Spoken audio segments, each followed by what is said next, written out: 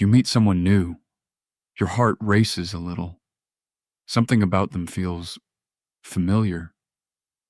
Not familiar like a friend, familiar like a pattern. And that feeling? It might be the most dangerous thing in the room. You think you're choosing freely. You think love is random. But the real answer is far stranger. Your brain has been running a selection algorithm since you were a child, and you never agreed to it. Let's start with what actually happens in your body. When you meet someone attractive, your brain releases dopamine. It's the same chemical that fires when you win money or eat something sweet. This is why new love feels like a drug, because chemically, it basically is one. But dopamine doesn't explain why you keep choosing the same type, the same emotionally unavailable partner, the same chaotic relationship, the same person who feels like home, but burns the house down. For that, you have to go back, not to your last relationship, back to your first one, the one with your parents. Psychologist John Bowlby called this attachment theory. He studied how infants bond with caregivers, and he found something unsettling. The bond doesn't have to be healthy to be strong. A child with an inconsistent parent doesn't stop loving them. The child clings harder. Uncertainty creates attachment, not despite the chaos, because of it. Picture a toddler in Bowlby's early studies. The mother leaves the room. The toddler panics. She returns, and the child clings, then pushes her away, then clings again. That confused, desperate pattern has a name now: anxious attachment. And it doesn't disappear when you grow up. It just changes costumes. Mary Ainsworth expanded this research in the 1970s. She ran an experiment called the strange situation. Babies were briefly separated from their mothers, then reunited. Some babies calmed down immediately, securely attached. Others stayed distressed, even after their mother came back, anxiously attached. And some barely reacted at all, avoidantly attached, shutting down instead of reaching out. Here's the part that should unsettle you. These same three patterns show up in adult romantic relationships, almost identically. If you grew up with a caregiver who was warm but unpredictable, you may now feel pulled toward partners who are warm but unpredictable.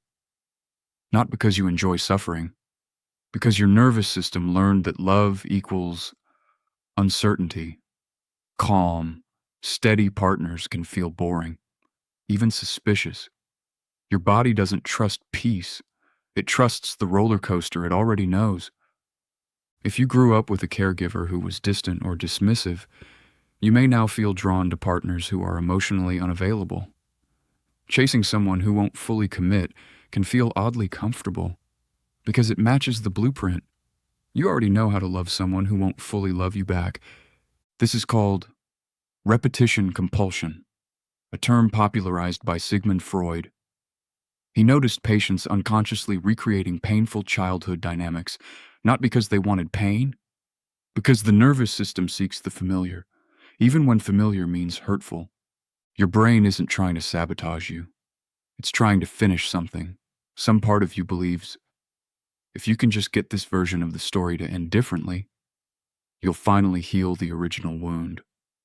So you keep casting new people in the same old role. This explains something confusing. Why the good partner sometimes feels wrong. Why kindness can feel like a red flag. Why chaos can feel like chemistry. Researcher Amir Levine, co-author of a major study on attachment styles, found something striking. People with anxious attachment often report the strongest, most electric attraction to people with avoidant attachment. It's not compatibility. It's a chemical trap. Anxious partners chase. Avoidant partners retreat. The chasing feels like passion. It's actually panic, wearing passion's clothes. Think about your last spark, that instant magnetic pull toward a stranger. Neuroscience suggests that spark isn't destiny. It's often just recognition. Your subconscious scanning their face, tone, and energy, and matching it to an old file, a parent, an ex, a wound you never closed. This is why healthy love can feel flat at first. It doesn't match the file. There's no anxiety to mistake for excitement. No push and pull to mistake for depth. Just calm. And calm can feel like nothing, if your body has never learned to recognize it as safety. So are you doomed to repeat this forever? Not according to the research. Attachment styles aren't fixed personality traits. They're learned patterns. And learned patterns can be updated. Therapists call this earned secure attachment. It happens when someone experiences enough consistent, safe relationships that the nervous system slowly rewrites its definition of love. This doesn't happen overnight.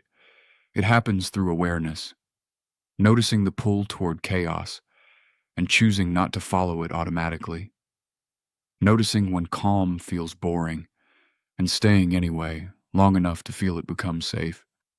It also happens through relationships that break the old pattern, a partner who stays consistent even when you test them, a friendship that doesn't disappear during conflict. Slowly, the nervous system collects new evidence. Love doesn't have to hurt to be real. Here's the modern mirror. Think about your phone right now, the endless scroll of dating apps. Swipe, spark, disappear, swipe, spark, disappear. That cycle mimics the exact anxious avoidant loop your ancestors' nervous systems were shaped by. Modern dating didn't invent this chaos. It just built a machine that delivers it faster. Every unanswered text that makes your stomach drop, every left on read that spirals into anxiety, that's not weakness. That's an ancient survival system, built for infant caregiver bonds, now firing inside a dating app notification. Understanding this doesn't erase the pain, but it does something powerful. It turns confusion into clarity. You stop asking, what's wrong with me? And start asking, what pattern am I repeating?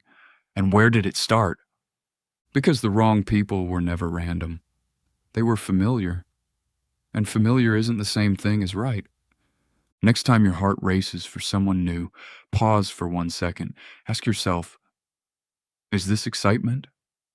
Or is this recognition?